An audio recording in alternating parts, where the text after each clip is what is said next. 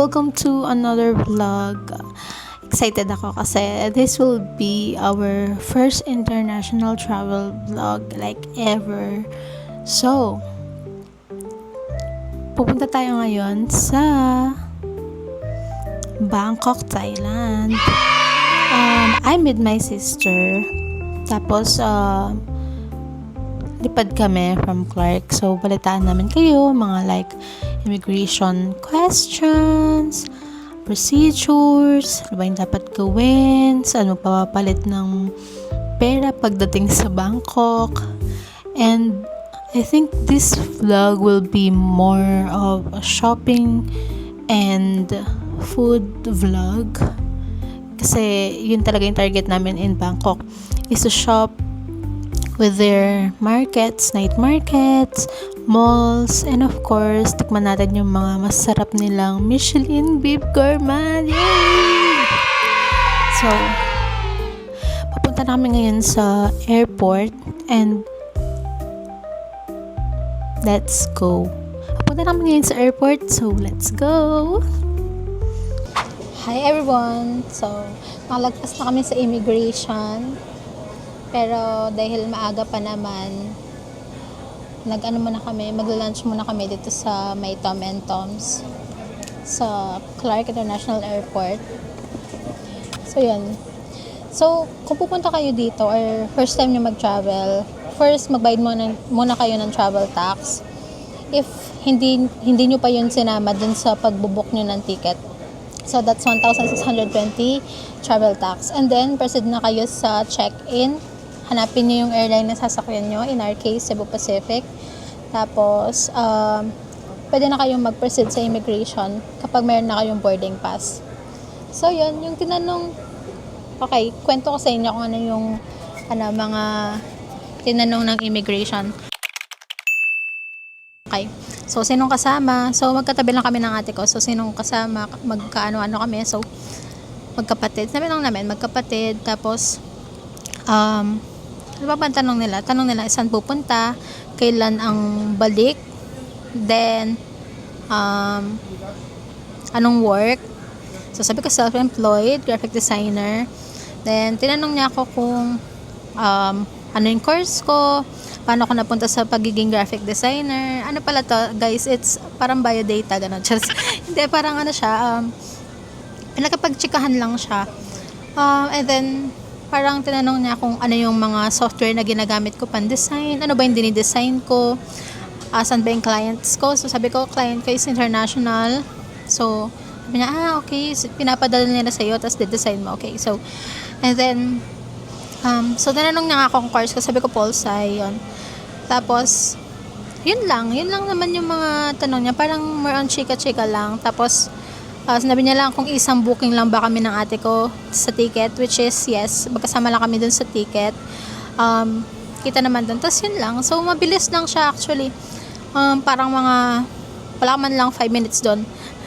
As in, quick lang. Lahat ng pangyayari ay parang mga 15 minutes lang from travel tax hanggang sa makapasok kami dito sa loob. So, nahinintay na lang namin ngayon magbukas ang gate namin. And mamaya pa yun na 3:30. And ano pa lang ngayon, 1:30 pa lang. Kaya kakain muna kami kasi wala pa kaming kain. Pero, guys, dito sa Tom and Tom's Coffee sa loob ng Clark, parang bihira lang dito yung mga rice meals. So, wala, nagpasta kami. Matikman natin yung marinara, pasta, tsaka ham and cheese na sandwich.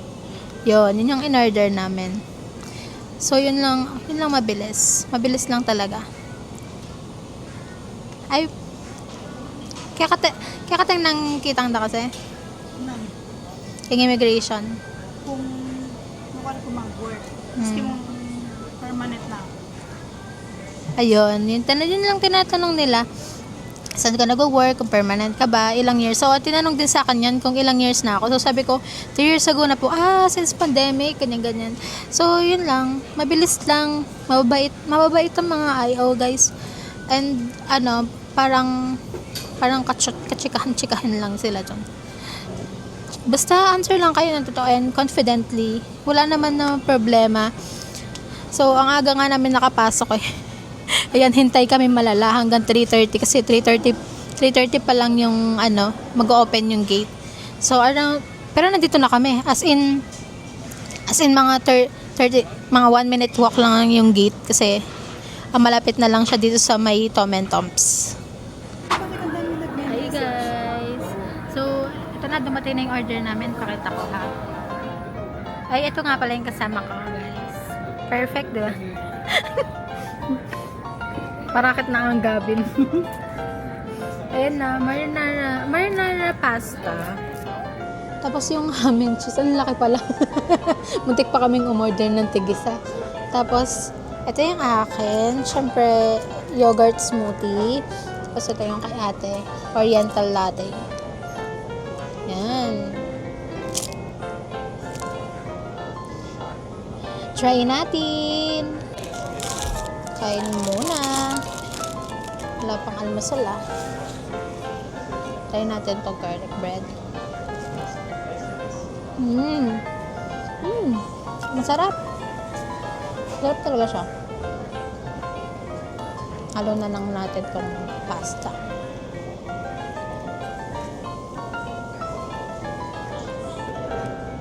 Try natin.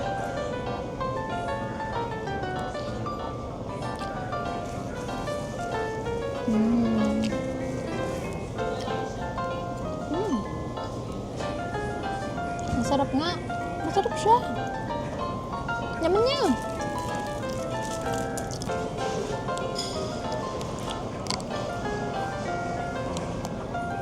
Hindi pala yung kakanandarit eh. Siyempre masarap. Ito laging order ko talaga. Hindi na ako nabigla guys. Ito talaga laging order ko.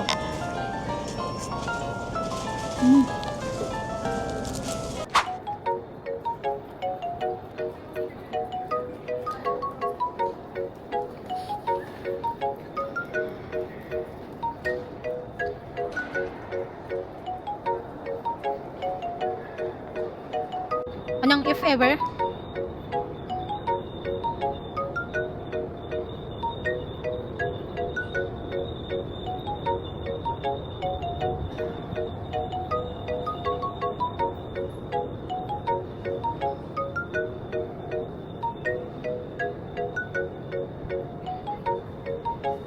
Wow.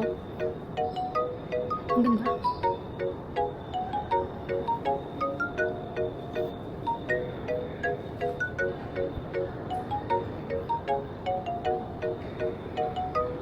So, naghihintay na lang tayo ng boarding. Nandito na tayo sa ating gate. And I think maya-maya, mga 10 minutes, ganyan. Sa 10 minutes yung opening ng gate. So, papakita ko sa inyo mamaya. Papakita ko sa inyo mamaya pag papasok na tayo dun sa gate. Kami ay paalis na. Paalis na kami at sumakses. Pupunta na kami sa gate.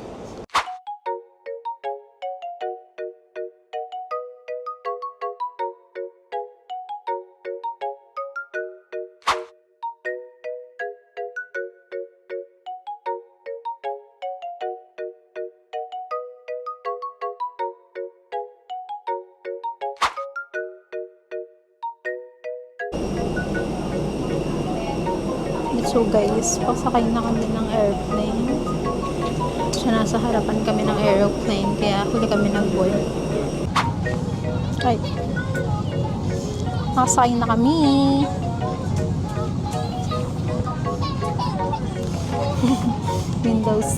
Window seat ako again. Even yung first na pagsakay ko sa aeroplano, lagi kong wini-wish window seat.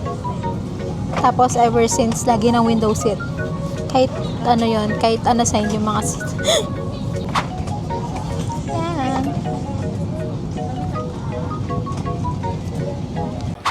Everyone. So, we've arrived here in Thailand. Siyempre, yan ang first stop natin. Nasa airport pa tayo, 7-Eleven. Pero foreign exchange na rin kami. Nakahanap kami ng super mura. Napanood ko lang din sa TikTok. Ang pangalan niya yung Happy Rich. Malapit siya sa may airport rail link. So, sundan nyo lang yung line na yon. And then, malapit din siya dito sa may 7-Eleven, Thailand. Ayan, ayan ang 7-Eleven nila. Dito sa may airport. Tignan natin. Mixed nuts. Ayan, bento. Pero di ko sure kung bibili na kami dito or baka sa may malapit sa hotel na lang. Pakita ko sa inyo. Yan, pag nakita nyo na yan. Ito yung 7-Eleven. Sa harap ng 7-Eleven, diretsuin nyo lang yan. Diyan kami nagpapalit ng mura. Super mura. Alam nyo ba sa taas, sa may malapit sa arrivals, ang palitan is 47 lang. 47 lang. And napakamahal nun. I mean, ang laki ng difference. Kasi, yung doon sa tinuturo ko is 57.50. So, imagine, 0.10 and 50 ang difference. Lalakad ka lang ng konti. At dito rin naman yung mga Grab, yung airport railing, kung magta-trend kayo papunta sa hotel nyo. So, doon na kayo magpapalit, guys, ng peso to baht. Hindi naman na kami bumili sa 7-Eleven kasi wala naman siyang wala pa siyang mga gusto namin bilhin doon. Maybe dahil hindi siya kompleto. So ngayon, naakit kami sa taas kasi mag-grab kami or taxi. Nandun siya sa taas. Tapos dito sa baba naman ay yung airport rail link. Yan. Ang ganda ng mga walkalator nila dito. Parang may sila, pabundok-bundok. Ayun si ate ko. Success ang mga nagpapalit. Grabe guys. Alam niyo ba ang laki ng airport nila? Lakad kami ng lakad. Ang haba ng lakad papunta sa immigration.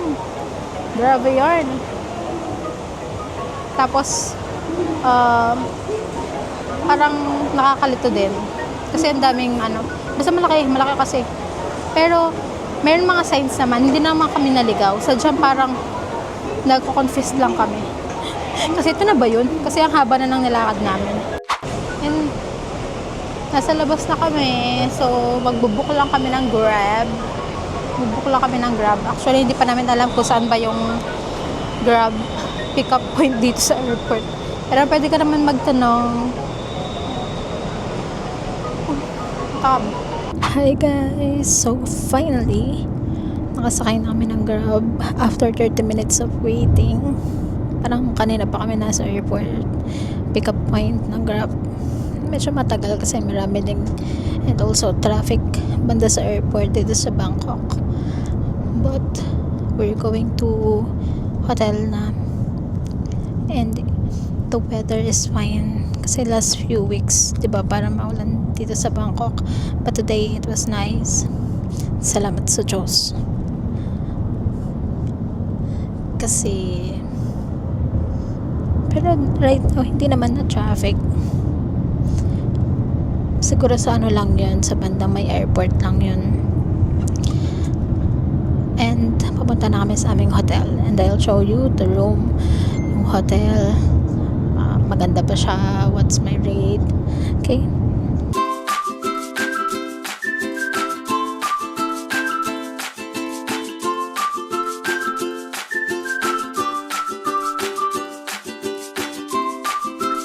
Malapit na kami, nandito na kami sa hotel.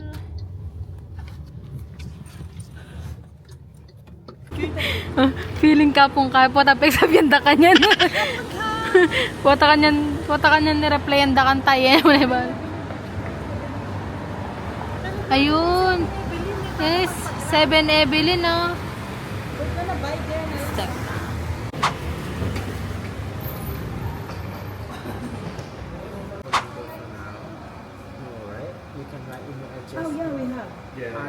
Guys, ang ganda ng service nila dito sa Bay Picnic Hotel. Sinalubong talaga nila kami ng tea. Cold tea, ang sarap. Ang refreshing. Parang first time ko pa lang siya natikman. 343. 343. 343. Di ka siya yung yung malita guys. Ang bait ng mga nandito kaya parang ang ganda ng service nila. Parang hindi mo ganun expect na ganun yung service nila kasi supposedly di naman siya budget hotel siya.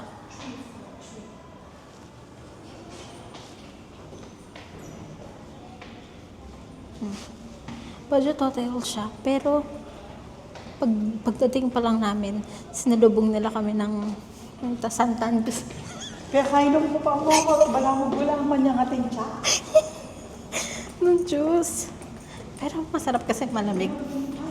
Parang natanggal yung aking jet lag. Ito na yung room namin. Malapit siya ng 7 Evelyn. Malapit sa 7 Evelyn. Tingnan natin kung marapit sa 7 Evelyn. Yes. Ayun, 7-Eleven. Wow, Fairfook. Ito pala may punebin niya. Oh, Magdaya. Okay. Ito na yung room tour. Mauna na kayong makakita sa amin.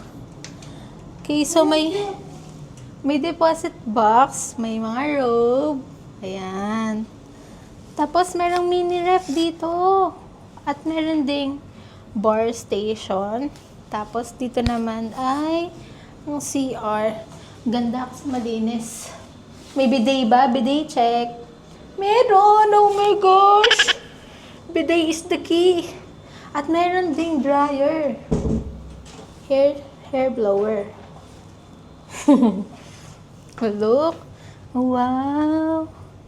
Wow, wow! Ang cute! Wow, ang cute! Tignan nyo guys, oh. Elephant. Wow, ang ganda. Wow. Look, ang cute ng elephant. Towel. Ang cute. Nilagyan pa nila kami ng lobo, guys. Birthday yarn. Wow, thank you. Picnic Hotel.